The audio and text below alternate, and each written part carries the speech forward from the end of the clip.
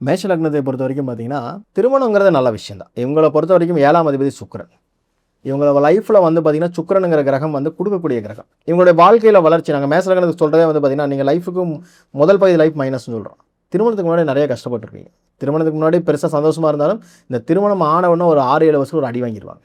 நான் சொல்றேன் அந்த 36 வயசுங்கிற கான்செப்ட்க்குள்ள நீங்க கல்யாணம் பண்ணிட்டீங்க. திருமணத்துக்கு பிறகு தான் வளர்ச்சி. இந்த ஜாதகத்தை பொறுத்தவரைக்கும் மேஷ லக்னத்தை பொறுத்த திருமணத்துக்கு பிறகு வளர்ச்சி உண்டுங்கிறது எழுதி குடுத்துறலாம். அதே நேரத்தில திருமணம் ஆன உடனே 36 வயசு கம்ப்ளீட் ஆகறதுக்கு முன்னாடி ஒரு திருமணம் பண்ணியிருக்காங்க அப்படின்னு வச்சுக்கோங்களேன். அந்த 36க்குள்ள திருமணம் ஆன ஒரு மைனஸ் சந்திப்பாங்க. ஏனால் சுக்கிரன் வந்து உச்சமாகக்கூடிய இடமே குருவினுடைய வீடு. குரு வந்து கர்மால இருக்கார் ஆல்ரெடி. சுக்கிரன் குரு வீட்ல இருந்தாலும், சனி வீட்ல இருந்தாலும், புதன் வீட்ல இருந்தாலும் வளர்ச்சி உண்டு. ஆனால் ஒரு மைனஸ்க்கு அப்புறம் ஒரு வளர்ச்சி. முதல் 7 வருடங்கள் கவனமா இருக்கணும். அதேபோல இந்த சுக்கிரன் வந்து கெட்டு போயிடக்கூடாது. கெட்டு போச்சுன்னா 2 திருமணத்து வரைக்கும் கொண்டு போயிடும். அதே போல் சுக்கிரன் நல்ல நிலையில் இருந்துட்டாருன்னா திருமணத்துக்குள்ளே வராது. பட் மற்ற சில ஆஸ்பெக்ட்ஸில் கொஞ்சம் மைனஸான காலகட்டங்கள் அது கொஞ்சம் கவனமாக இருக்கணும்.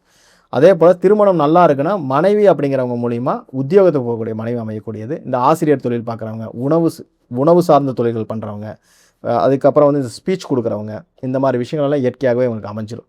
ஏன்னா 7ஆம் இடத்துடைய கர்மாவே வந்து பார்த்திங்கன்னா 10ஆம் இடத்துல, அந்த 10ஆம் இடம்ங்கிறது சந்திரன் சம்மந்தப்பட்டது.